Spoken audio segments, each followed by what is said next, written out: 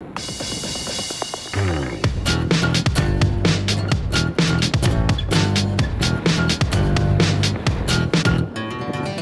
hate to say meteorologists get it wrong sometimes, but sometimes they just get it wrong. Like this morning, no forecast whatsoever of any high winds. And I'm sitting here and it feels like Hurricane Sandy is hammering on me. It's so blustery, Pooh Bear would be chasing his honey jar off this hillside right now. I got a few friends, they're hunting up high. They decided they want to do some mini deer drives and stuff. I wanted to stay low. I like rutting activity, but their activities a half mile up to a mile away could push some deer into the bowl I'm watching. That's what I'm hoping for. And I'm hoping my hat don't blow off in the process. With those high winds, the deer were going anywhere they wanted, and a lot of times I don't even think the deer were hearing the other people milling around these big basins. Sure enough, didn't take long for some deer to show up, particularly a nice mule deer buck that just popped up out of nowhere, actually running into all the chaos. Now, nothing happened to me that morning. I didn't have success, but one of the other members of the group had success. So instead of regrouping and me just waiting for them to catch up after gutting and doing all the field photography, I decided to go to another spot. While I was there, what do you think happened? Yeah, more hunters showed up. First two way up on this ridge, and then two members of my party I didn't even know were gonna come in below me. But it was the perfect combination for a little bit of midday whitetail action.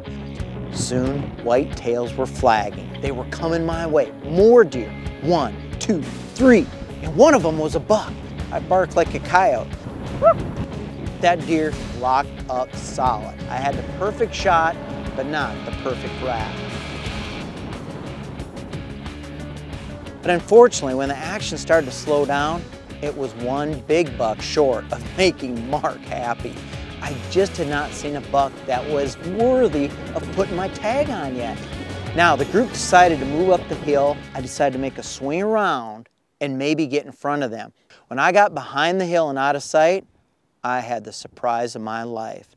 Deer started busting out of some cedars right in front of me. And in the lead, one big muley buck. I took up pursuit.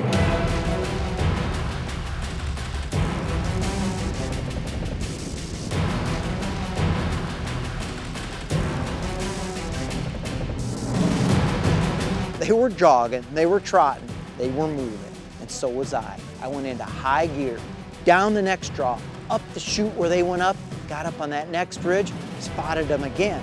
This time though, they were just a touch further out. They come out of that draw and went into another draw and another draw. And there was not a lot of sunlight left for me to get the job done. Still, just sitting there didn't seem like the right thing to do. It was time to keep in pursuit, I decided. I hauled after these deer. I made the move, slid in, got up on the next ridge and peeked over, and he was still there.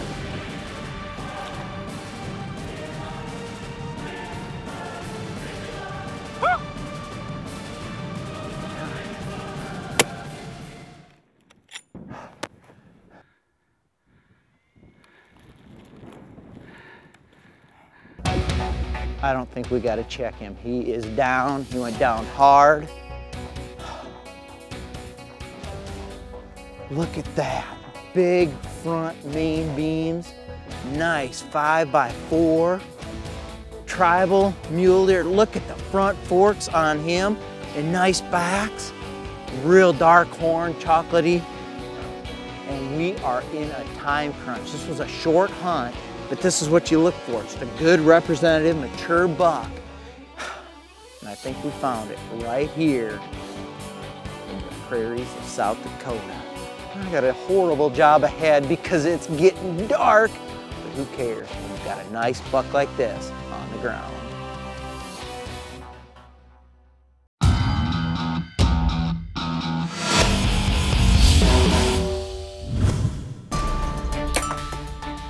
I never thought I'd say this, but if you're like Mark Kayser or anybody else smart enough to move out west, put down roots there, then muleys are backyard animals for you. but not all of us are that fortunate. You've heard me preach for way too long that the key to consistently filling your bow tags is real-world practice. But what if you're traveling to hunt and the real world where you're hunting doesn't match the real world where you can practice in your backyard? Then it's time to get creative.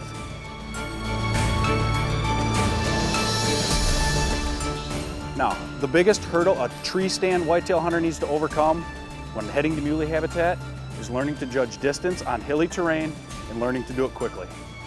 The whole trick to this is abandoning the range, learning to identify a target, snap a quick reading, and get off your shot.